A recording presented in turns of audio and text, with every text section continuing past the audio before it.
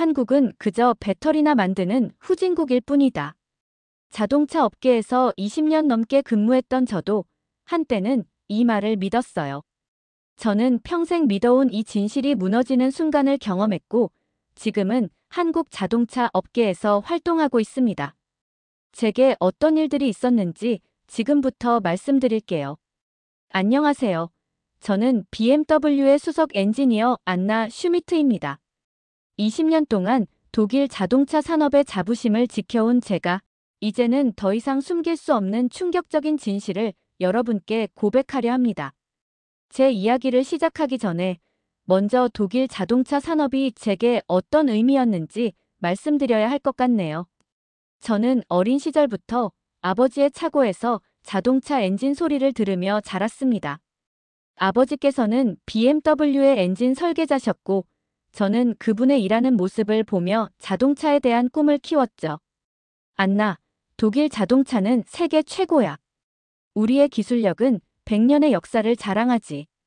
아버지의 이 말씀은 제 인생의 나침반이 되었습니다.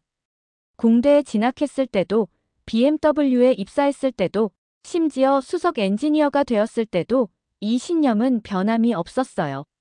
저는 독일 자동차의 우수성을 증명하는 살아있는 증거가 되고 싶었습니다.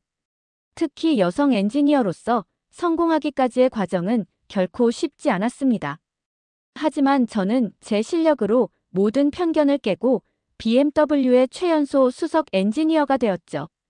동료들은 제게 독일 자동차의 여왕이라는 별명을 붙여주기도 했습니다. 남편 역시 BMW의 엔지니어였어요. 저희는 같은 프로젝트에서 만나 사랑에 빠졌고 아들 루카스를 얻었습니다. 하지만 3년 전 남편은 앓고 있던 지병 때문에 갑자기 세상을 떠났죠. 그 순간부터 저는 17살 루카스의 엄마이자 아빠가 되어야 했습니다. 요즘 루카스를 보면 가끔 남편의 모습이 떠올라요. 똑같이 꼼꼼하고 똑같이 자동차를 사랑하죠. 아들은 이미 고등학생이지만 방과 후면 저와 함께 차고에서 시간을 보내길 좋아합니다. 자동차 부품을 만지작거리는 아들의 모습을 보면 가슴 한켠이 뭉클해지곤 해요. 엄마, 나도 엄마처럼 훌륭한 엔지니어가 될 거예요. 이런 아들의 말을 들을 때면 제가 지켜온 신념이 더욱 굳건해졌습니다. 독일 자동차 산업은 단순한 산업이 아닌 우리 가족의 자부심이자 역사였으니까요. 저는 확신했습니다. BMW는 영원히 세계 최고의 자리를 지킬 것이라고. 하지만 제가 이렇게 여러분 앞에 서게 된 것은 그동안 제가 믿어왔던 모든 것이 흔들리는 순간을 겪었기 때문입니다. 그리고 그 진실의 시작은 다름 아닌 우리나라, 독일 자동차 산업의 치부를 드러낸 한 장의 문서에서 시작되었습니다. 제가 지금부터 들려드릴 이야기는 한 독일 여성 엔지니어가 마주한 충격적인 진실과 그 속에서 발견한 더 큰 희망에 관한 것입니다. 부디 끝까지 귀 기울여 주시기 바랍니다. 제가 BMW의 미래 전략 회의에 참석했을 때였어요. 회의실 스크린에는 충격적인 숫자들이 가득했습니다. 전기차 시장에서 테슬라를 선두로 중국의 BYD, 그리고 한국의 현대차가 무서운 속도로 성장하고 있다는 보고였죠. 말도 안 되는 일이에요. 저는 속으로 중얼거렸습니다. 100년의 역사를 자랑하는 우리 BMW가 이제 겨우 30년 남짓한 현대차에게 밀린다니. 걱정할 것 없습니다. 한국차는 그저 배터리나 만드는 후발주자일 뿐이에요. 제 옆자리에 토마스가 비웃듯 말했습니다. 회의실의 다른 엔지니어들도 고개를 끄덕였고 저 역시 그들의 의견에 동조했죠. 우리는 서로를 안심시키며 이렇게 말했어요. 그래요. 한국은 값싼 노동력으로 배터리나 대량 생산하는 나라잖아요. 하지만 우리의 자기 위안은 오래가지 못했습니다. 다음 날 BMW 본사는 전 세계 공장의 대규모 구조조정 계획을 발표했어요. 내연기관 개발팀의 30%를 감축한다는 충격적인 내용이었죠. 가장 충격적이었던 건 그 이유였습니다. 경쟁사와의 기술 격차를 줄이기 위한 불가피한 결정이라는 것이었어요. 저는 믿을 수 없었습니다. BMW가. 그것도 한국 차와의 기술 격차를 인정한다니. 책상 위에는 방금 전달받은 현대차의 신형 전기차 성능 분석 보고서가 놓여 있었거든요.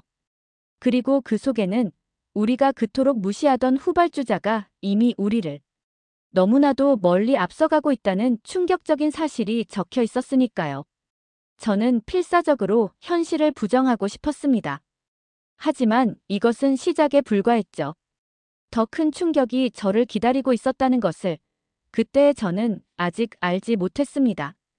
그렇게 며칠을 부정하고 싶은 현실과 싸우고 있을 때였습니다. 야근을 하던 중 연구소의 테스트 데이터실에서 저는 충격적인 결과를 마주하게 됐어요. 현대 아이오닉 6과 BMW i4 성능 비교 테스트와 관련된 문서였습니다. 평소라면 그냥 지나쳤을 테스트 결과였지만 이상한 점을 발견했습니다. 공식 발표된 수치와 실제 테스트 결과가 너무 달랐거든요. 이건 말도 안 돼. 주행거리, 충전속도, 제로백. 모든 수치에서 아이오닉이 i4를 앞서고 있었습니다. 특히 배터리 효율은 무려 30% 이상 높았어요. 더 깊이 파고들수록 더 큰 충격이 밀려왔습니다.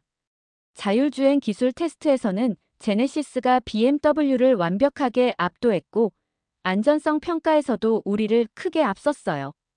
그리고 마지막 페이지에서 저는 경악할 수밖에 없었습니다. 해당 테스트 결과 대외 공개 금지. 독일 자동차 산업 보호를 위해 후진국 기술로 평가 절하할 것. 이런 메모가 붙어 있었습니다. 20년간 제가 믿어온 독일 자동차 산업의 자존심이 이렇게 비열한 거짓말로 지켜지고 있었다니. 그때 루카스가 제게 했던 말이 떠올랐어요. 현대차의 수소연료전지 기술에 대한 논문을 읽었어요. 루카스는 전공 준비를 위해 자동차 기술을 독학하고 있었고 특히 수소전기차에 관심이 많았죠. 독일은 아직도 1세대 수준에 머물러 있는데 현대는 벌써 수소와 전기를 하이브리드로 구현했다고 해요. 루카스의 말을 듣는 순간 모든 것이 명확해졌습니다.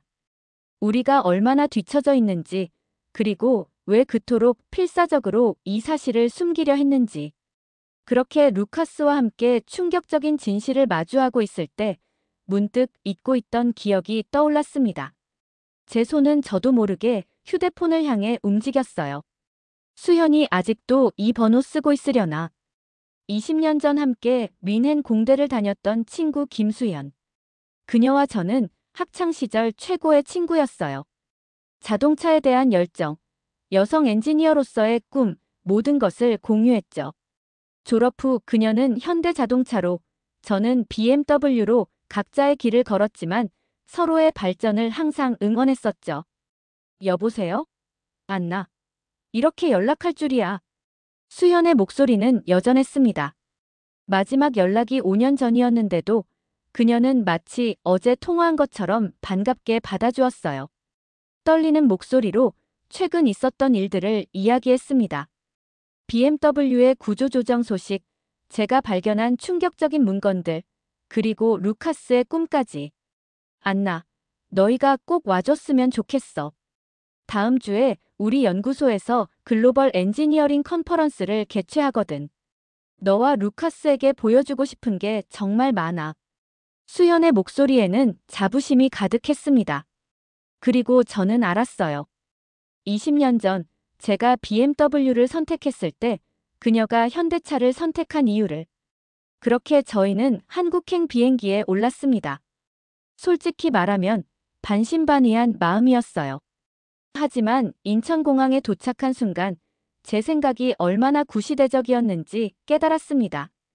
공항에서 시내로 향하는 길, 도로 위의 광경은 마치 SF 영화의 한 장면 같았어요. 전기차들이 조용히 줄지어 달리고 곳곳에 설치된 초고속 충전소에는 단 한 대의 차도 대기하지 않았습니다.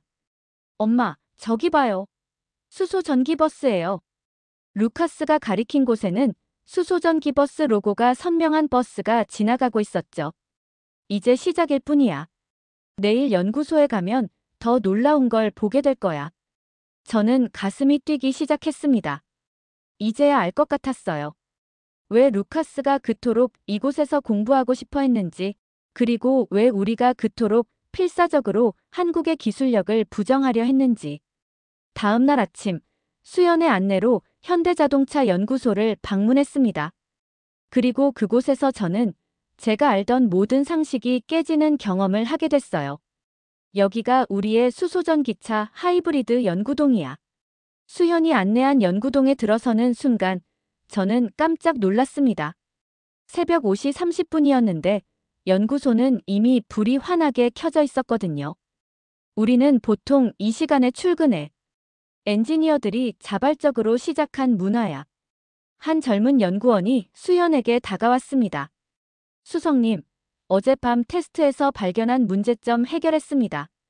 밤새 시뮬레이션을 돌려봤는데 효율이 40% 이상 개선됐어요. 밤새요? 저도 모르게 되물었습니다. 수연이 빙그레 웃으며 설명했습니다. 우리는 이런 식이에요. 누가 시키지 않아도 목표 앞에서는 모든 게 즐거운 도전이 되죠. 연구소를 돌아보는 동안 저는 계속해서 충격에 빠졌습니다. 한 연구원은 3D 프린터 앞에서 도시락을 먹으며 시제품을 만들고 있었고, 다른 연구원은 휴게실 소파에서 잠깐 눈을 붙이며 태블릿으로 데이터를 확인하고 있었어요. 저는 고개를 끄덕였습니다. 이들은 단순한 엔지니어가 아니었어요.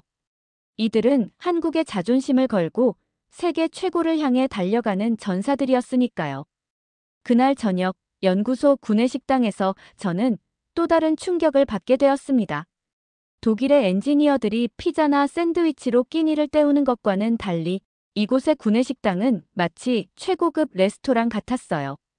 반찬만 20가지가 넘었고 매일 다른 메뉴가 제공되는데도 정갈하게 차려진 한식의 완성도는 놀라웠습니다. 더 놀라운 것은 위생 상태였어요.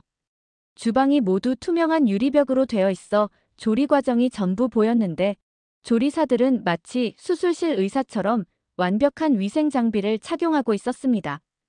우리 BMW 구내식당의 조리사들이 단순히 모자와 앞치마만 착용하는 것과는 비교도 되지 않았죠. 직원들의 건강이 곧 회사의 경쟁력이라는 수연의 말이 가슴에 와닿았습니다. 실제로 이곳의 모든 메뉴는 영양사와 한의사가 협력하여 구성한다고 해요.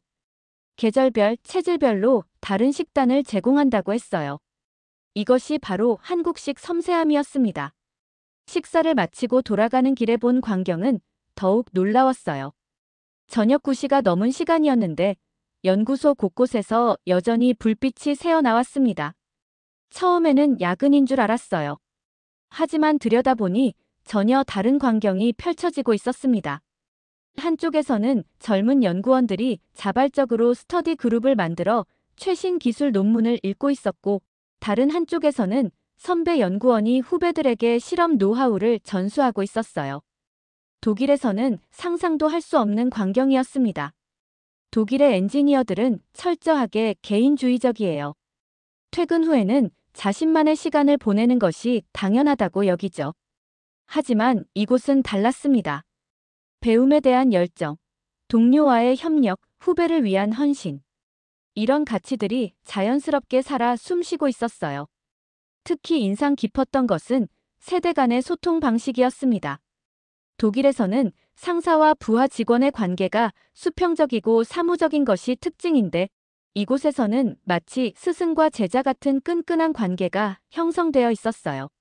후배들은 선배를 진심으로 존경했고, 선배들은 후배들의 성장을 위해 아낌없이 시간을 투자했습니다. 수현이 설명해 주었습니다.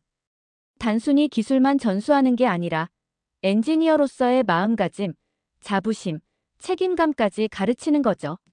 그제서야 이해가 됐습니다.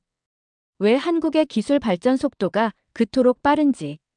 그들은 단순히 새로운 것을 만들어내는 것이 아니라 축적된 경험과 지혜를 끊임없이 다음 세대로 전수하고 있었던 거예요. 한국의 젊은이들을 빨리빨리 문화의 산물이라고만 생각했던 제 편견이 완전히 깨지는 순간이었습니다. 그들의 빠른 발전 속도는 단순한 조급증이 아닌 전통적 가치와 현대적 혁신이 완벽하게 조화를 이룬 결과물이었어요. 연구소 한켠에 있는 명예의 전당을 보며 더욱 깊은 감동을 받았습니다. 거기에는 이 회사가 이룩한 수많은 세계 최초의 기록들이 전시되어 있었는데 특이한 점은 각각의 성과 아래에 관련된 모든 연구원들의 이름이 빠짐없이 새겨져 있다는 것이었어요. 우리는 결코 혼자가 아니에요. 수연의 말이 계속 제 귓가에 맴돌았습니다. 한 사람의 천재가 아닌 모두가 함께 이뤄낸 결과니까요. 이것이야말로 진정한 의미의 발전이 아닐까요? 서구의 물질 문명을 무작정 좇지 않고 자신들만의 방식으로 전통적 가치와 첨단 기술을 조화시킨 한국만의 특별함. 그날 밤 호텔로 돌아오는 길에 저는 계속 생각했습니다. 우리 독일이 잃어버린 것들, 그리고 한국이 지켜낸 것들에 대해서요. 그들은 과거의 것을 버리지 않으면서도 미래를 향해 끊임없이 전진하고 있었습니다. 이제 저는 확신할 수 있습니다. 한국은 단순히 빠르게 발전한 나라가 아니라 인류 역사상 가장 이상적인 방식으로 발전한 나라라는 것을요. 서구화되지 않고도 선진국이 될 수 있다는 것을 증명한 어쩌면 인류 역사상 최초의 사례가 아닐까요? 이제 저는 이해합니다.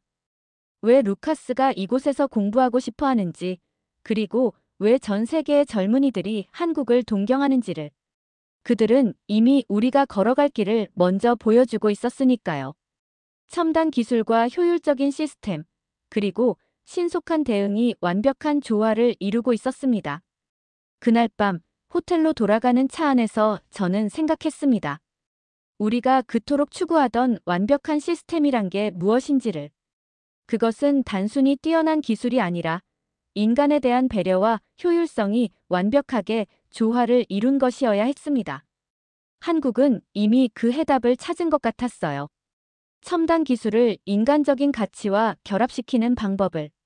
그리고 그것이야말로 제가 제 아들에게 물려주고 싶은 미래였습니다. 그렇게 긴장되었던 하루를 마치고 다음 날 아침, 우리는 마지막 일정으로 현대자동차 연구소장님과의 면담을 가졌습니다. 반갑습니다. 안나 슈미트 씨. 연구소장님의 첫인상은 제가 생각했던 것과는 달랐습니다. 서구의 경영진들이 가진 권위적인 모습은 찾아볼 수 없었어요. 대신 따뜻한 미소와 함께 묵직한 존재감이 느껴졌죠. 연구소장님은 웃으며 말을 이어갔습니다. 사실 안나 씨에 대해 수연 부장에게 많은 이야기를 들었습니다. 20년 전 민헨 공대 시절부터 BMW에서의 업적까지. 그리고 최근 겪으신 일들도요. 순간 긴장이 되었습니다.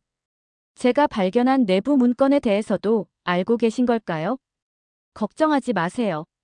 당신이 한 일은 매우 용기 있는 선택이었습니다. 오히려 우리는 그런 분을 기다리고 있었어요. 그리고 연구소장님은 제게 놀라운 제안을 했습니다. 안나 씨, 우리와 함께 일하시겠습니까? 우리는 지금 글로벌 모빌리티 혁신센터를 설립하고 있습니다.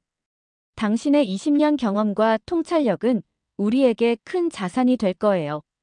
잠시 숨이 멎는 것 같았습니다. 더 나아가 루카스 군에 대해서도 제안이 있습니다. 우리는 서울대학교 자동차공학과와 산학협력 프로그램을 운영하고 있어요. 루카스 군이 원한다면 특별 전형으로 입학할 기회를 드리고 싶습니다. 옆에 있던 루카스의 눈이 반짝였습니다. 물론 쉽지 않은 결정이란 걸 압니다. 하지만 생각해보세요. 지금 자동차 산업은 새로운 변곡점에 서 있습니다. 전기차, 자율주행, 수소연료전지. 이 모든 혁신의 중심에 한국이 있어요. 연구소장님의 말씀은 계속되었습니다. 우리는 단순히 따라잡기 게임을 하는 게 아닙니다. 이제는 우리가 새로운 길을 만들어가는 거죠. 안나 씨와 루카스 군이 그 여정에 함께해 주셨으면 합니다. 독일로 돌아간 후 저는 많은 것을 고민했습니다. BMW 동료들은 제가 미쳤다며 말렸어요. 당신이 미쳤어요? BMW를 버리고 한국을 선택한다고요? 그들은 아직 우리를 따라오는 후발주자일 뿐이에요. 그때 가서 후회하지 마세요. 하지만 저는 알고 있었습니다. 그들의 만류가 사실은 두려움에서 나온 것이라는 걸 그들도 알고 있었으니까요. 결국 저는 한국행을 결심했습니다. 루카스는 서울대 자동차공학과에 입학했고, 저는 현대자동차 글로벌 모빌리티 혁신센터의 수석 연구원이 되었어요. 그리고 1년이 지난 지금, 저는 자신있게 말할 수 있습니다. 이것이 제 인생에서 가장 훌륭한 선택이었다고요. 매일 아침 연구소에 출근할 때마다 느낍니다. 이곳에서는 모든 것이 다르다는 것을. 한국의 엔지니어들은 단순히 자동차를 만드는 게 아니라 미래를 만들어가고 있었어요. 얼마 전 저희 센터는 플라잉 카 프로젝트의 첫 시험 비행에 성공했습니다. 독일에서는 아직도 개념 설계 단계에 머물러 있는 기술이죠. 하지만 이곳에서는 이미 현실이 되어가고 있었어요. 루카스도 자신의 길을 찾아가고 있습니다. 얼마 전에는 자신이 개발한 자율주행 알고리즘으로 학내 대회에서 수상까지 했죠. 제 아들은 이제 한국의 기술력으로 무장한 진정한 글로벌 엔지니어로 성장하고 있습니다. 돌이켜보면 웃음이 납니다. 한때 우리는 한국을 따라쟁이라고 깎아내렸지만 이제는 우리가 그들의 뒤를 따라가고 있으니까요. 하지만 부끄럽지는 않습니다. 오히려 자랑스럽습니다. 제가 이 위대한 혁신의 여정에 동참하고 있다는 사실이. 이제 저는 확신합니다. 미래 자동차 산업의 중심은 한국이 될 것이라고. 아니, 어쩌면 이미 그렇게 되었는지도 모르겠네요. 그리고 저는 매일 감사합니다. 이런 선택을 할 수 있었던 것에, 그리고 이 놀라운 나라가 저와 제 아들을 받아들여 준 것에. 이제 우리는 이곳에서 새로운 역사를 쓰고 있습니다. 한국이라는 이름으로요. 한국에서 저와 루카스의 여정을 응원해주세요. 그럼 지금까지 제 이야기를 들어주셔서 감사합니다. 오늘 사연 어떠셨나요? 안나와 루카스의 한국에 대한 열정이 대단하지 않나요? 그들에게 응원의 댓글은 큰 힘이 될 거예요. 오늘 이야기가 흥미로우셨다면 구독과 좋아요 부탁드려요. 감동일 하였습니다. 감사합니다.